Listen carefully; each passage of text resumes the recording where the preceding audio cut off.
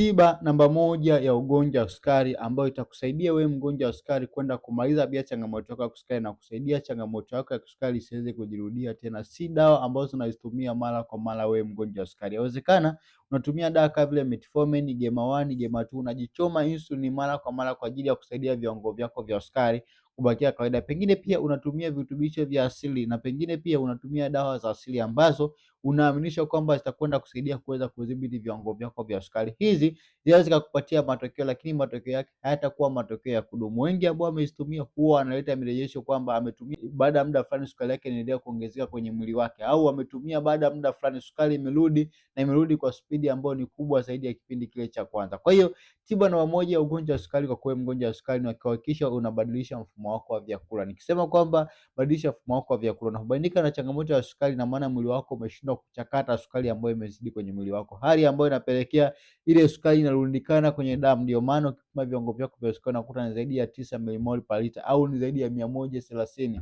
milligram per deciliter. Hii inakuwa hatari kwenye mwili wako kwa sababu mwili unakuwa hauna uwezo wa kuweza kupambana na kiwango cha sukari. Kwa hiyo kuachana na vyakula vya wanga, vyakula vya sukari, hii ni tiba ya kwanza kabla ya kufanya maamuzi ya kwenda kutumia dawa za sukari. Itakusaidia sana kwenda kubalance na kusaidia viwango vyako vya sukari kubaki katika uwiano wa kawaida. Lakini pia tiba namba mbili ya ugonjwa wa sukari ni kuhakikisha pia unafanya mazoezi mara kwa mara. Hii pia ni tiba ambayo itakusaidia viwango vyako vya sukari kubakia kawaida. Inamaanisha kwamba unafanya mazoezi unasaidia mwili wako kuanza kutumia ile sukari iliyozidi kwenye mwili wako. Hii hali ambayo itasaidia viwango vya sukari kwenye mwili wako vitaweza kupungua. Mazoezi kwa mgonjwa wa sukari si lazima yawe ni mazoezi ambayo yanahusisha kwenda gym au kukimbia, kufanya jogging asubuhi.